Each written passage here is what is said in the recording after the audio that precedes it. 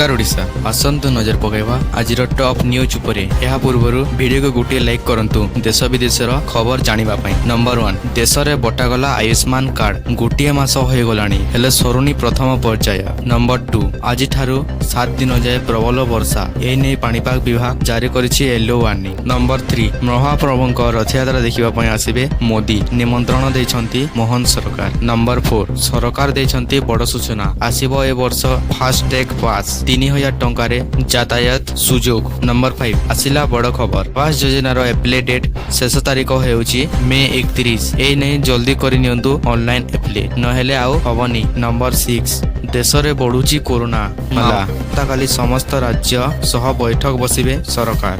Number 7 पुणी बढ़िला सुनादर राजधानी रे सुनादर रही 24 कैरेट 10 ग्राम प्रति 98,130 टंका सही परि 22 कैरेट 10 ग्राम प्रति 89,950 टंका। नंबर 8 ओडिशा सरकार देछंती बड़ खबर मौसुमी परे देबे अंतर्जातीय घर। नंबर 9 जो माने इंजीनियर पढ़ी घरे बसिछंती सेमानंको पई आसिला खुशी खबर। NTPC national thermal power corporation रे आसीछि बड़ वैकेंसी।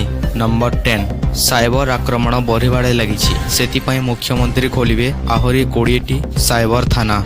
मालकानगिरी पुलिस को मिलिला बड़ सफलता 4 आतंकवादी सह 18 नक्सल को धरिचंती मालकानगिरी पुलिस। नंबर 11 75 वर्ष परे मुंबई रे 200 मिमी वर्षा रेकर्ड पाणीपाग विभाग पक्षरु रेड वार्निंग जारी। नंबर 13 एचडीएफसी कमाइला सुद दर पुणी एफडी रो चेक करंतु केते कमिबो लाभ। नंबर 14 शिक्षा मंत्री देछंती बड़ खबर कला वाणिज्य छात्र भी होई पारिबे पायलट। नंबर 15 बीआरएल रिक्रुटमेंट करिछि 55,000 टंकिया चाकरी बाहरिला नियुक्ति जल्दी एप्ले करंतु। एमितिया टॉप न्यूज पाए चैनल को फॉलो सब्सक्राइब निश्चय करंतु। Thank for watching. जय जगन्नाथ।